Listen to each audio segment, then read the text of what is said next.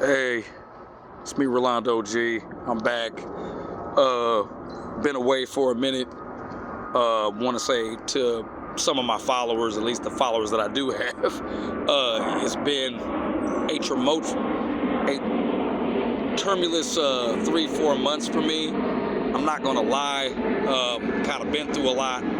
Lost some money that I was getting. Now I had to head back to work a little bit more often than usual. If those of you know me know the situation.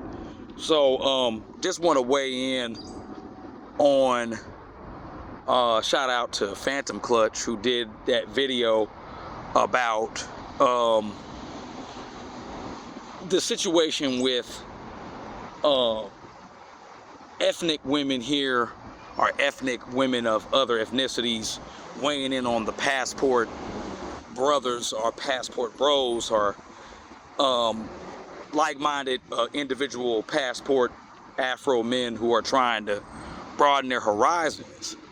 I haven't heard a lot because I'm not so knee deep into it now, but I have noticed a shift of a lot of haters coming into onto trying to police what us as brothers are doing.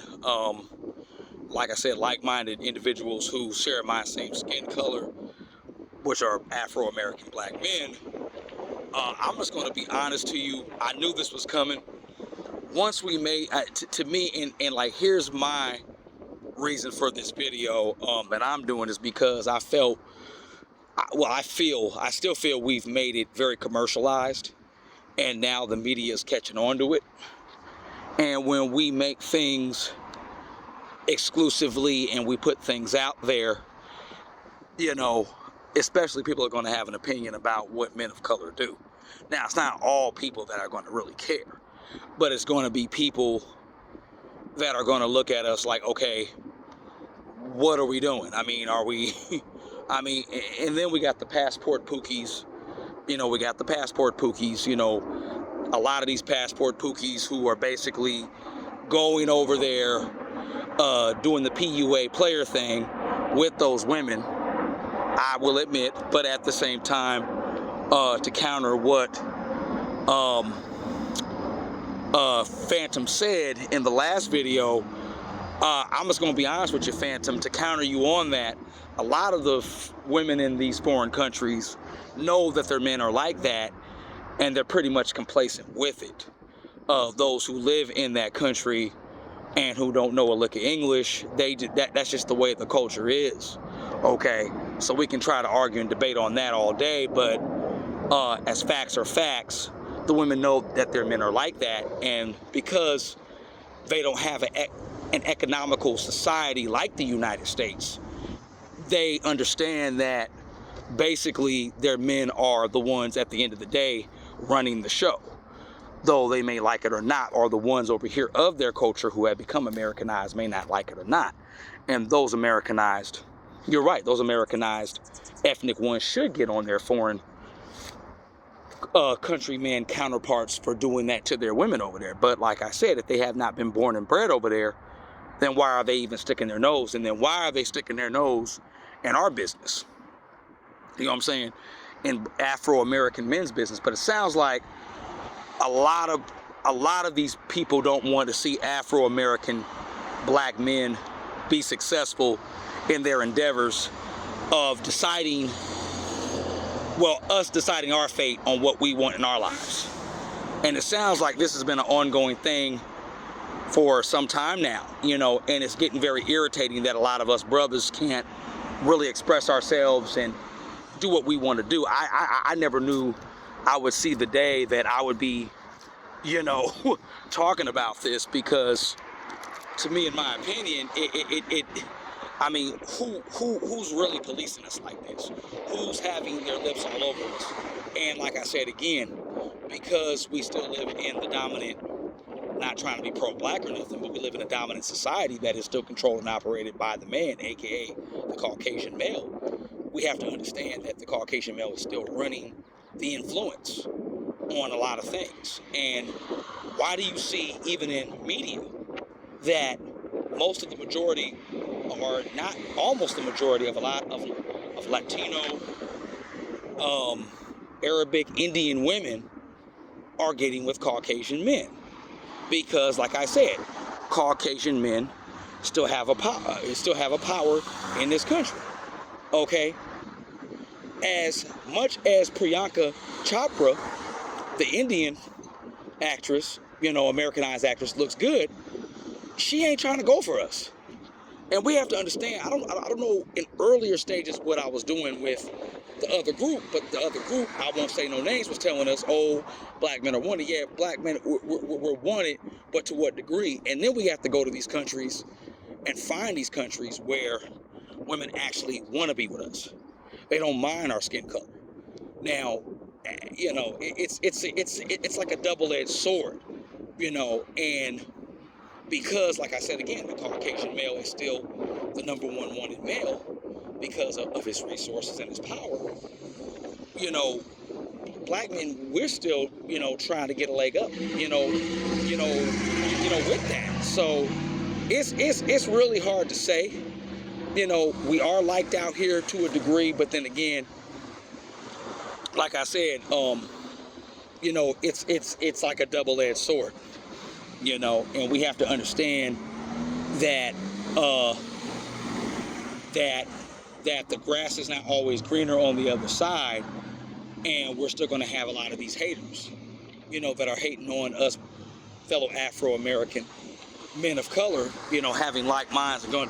Now, if you're getting with an ethnic foreign Latin woman, Russian woman, any kind of woman that is not of this grit or has not been colonized enough to look at you as you're not that choice, then yeah, you're gonna have that. And a lot of these women here who are of that ethnic culture from that country, who have been born and raised and Americanized, they're looking at it like, some of them or a certain percentage of them are looking at like, why are, BLACK males hollering, wolf, and I think that's how they're looking at it. They're like, well, why are you crying? Why are you talking about this subject? Well, we got a right to talk about what we want to talk about that concerns us, but a lot of people, there's a lot of haters out there on the other side. And like I said, we as Afro-American men, we're still loved and still very much most hated. To what percentage still, I don't know. But because we made this SYSBM or this traveling bros and brothers trying to get out of America thing commercialized, everybody is now in on it. Everybody wants to voice their opinion.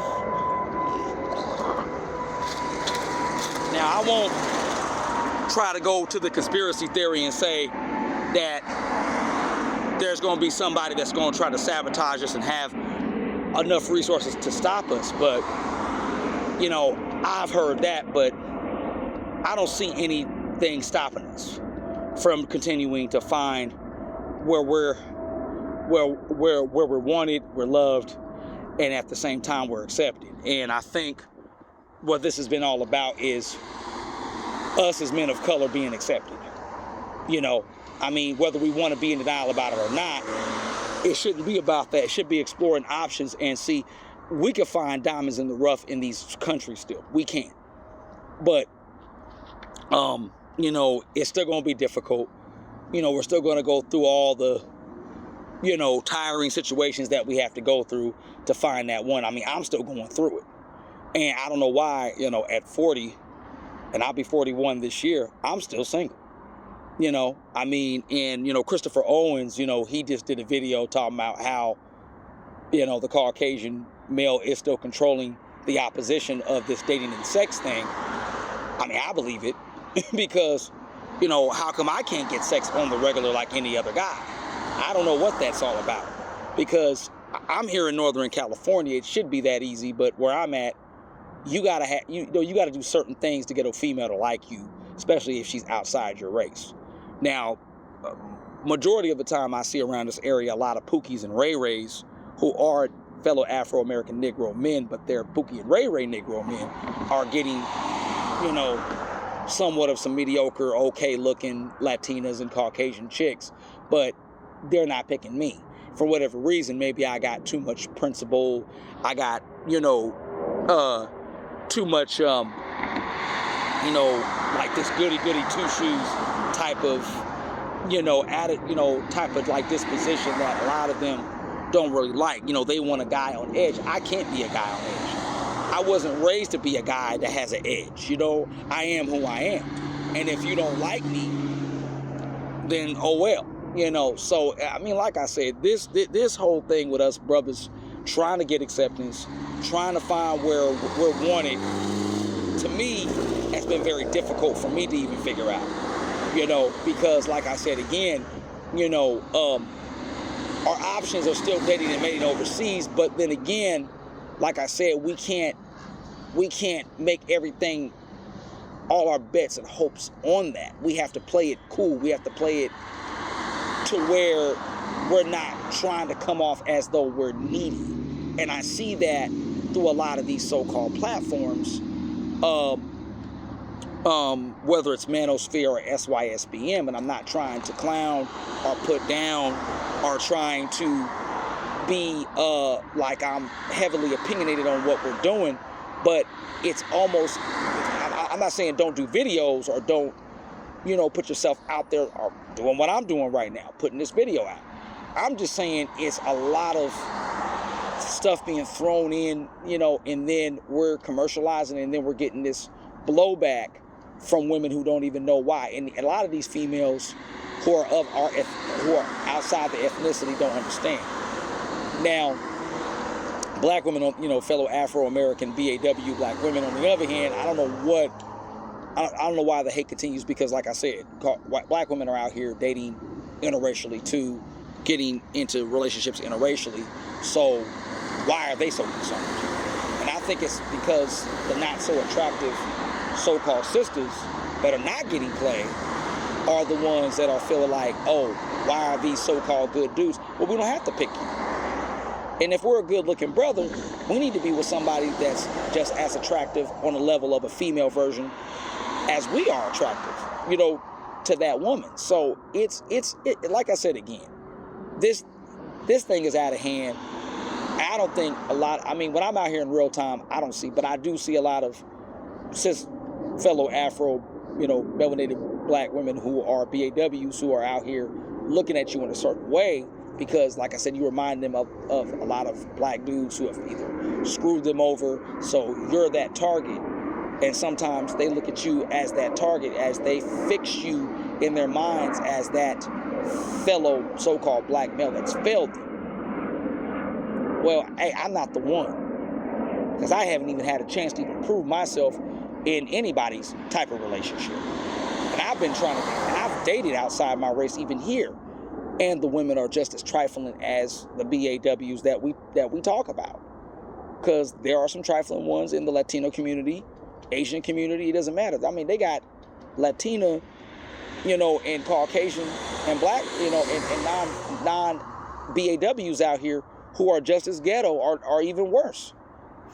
You know, I mean, I remember a long time ago, a fellow co-worker of mine had an incident to where his Latina baby mama, he's a so-called fellow Afro male, had a Latina baby mama. She was ghetto. Her brother, you know, for whatever reason, you know, got ghetto, tried to run him over with a car, tried to kill him, tried to shoot him. He had to go to the hospital. I haven't seen the guy since then, you know, the fellow so-called brother since then, you know. So these are issues that do come up, you know, when we're trying to integrate ourselves into an international or interracial relationship with another woman from another ethnic group. I'm not trying to come off like, oh, well, we need to still, no. But we need to be careful, and I think that's why we need to continue to pursue overseas, because it's not that bad as what people are trying to tell us. And we need to stop listening to a lot of these so-called other international dating web platform black brothers that think that they're successing over there. A lot of these brothers are these so-called fellow Afro men who are well-to-do travel dudes are actually playing these chicks. to be on cam. You think these chicks are doing it for free? Come on, ain't nothing for free. Even, and I hate to say his name, Dennis Jean-Pierre. A lot of them interviews that Dennis Jean-Pierre did with them Brasileiras, he probably paid them for their time. You think he ain't gonna pay them? And they just gonna just get on the camera for free? Come on, man. Same thing with Zoe Barber World TV. I hate to say his name. I hate to clown these two OGs, but they're the reason why a lot of brothers think that, and a lot of these women are seeing these dudes over here, and they're like, okay, well, that's how these guys are playing on our women. That's why I would think they would think that. But we're going over there too much trying to act like, and I understand that Dennis Jean-Pierre assimilates to the culture because he speaks the Brazilian Portuguese, but Dennis Jean-Pierre, he's a former PUA. I hate to say it, but he's a former PUA dude that was, telling you how to get chicks in the United States. Now all of a sudden he want to switch up now and start doing international. I hate to put that fellow brother on blast, but he's kind of doing a little bit wrong. And the reason why I put him out there because he snubbed me. See, because I'm a good brother, I wasn't trying to get anything from him. But obviously he wasn't feeling me. I don't know if it was a bad day. I tried to talk to his ass. He didn't really want to give me no love and no support. So I said, okay, screw it. I'm going to throw his name out there. Hey, because I felt like I've been done wrong by him. He could have reached out to me. But, a lot of these so-called fellow black brothers are not really your brothers. They want to show off, want to show out and show off because they feel like, oh, they done did this and done did that. Now they want to give you this so-called advice. Well, not everybody, when you go overseas, is not going to get that reprieve. And the only reason why him and Zoe Barber World TV are successful as they are with their channels is because, like I said, they got money. They got these little, other streaming businesses or whatever they got. So they trying to show off, oh, I'm a successful brother, so I'm just going to show off. I like the brothers who don't show off. I like the brothers who say, hey, this is how to come over here. This is how to get this money. This is how to get, hey, look for these quality of women.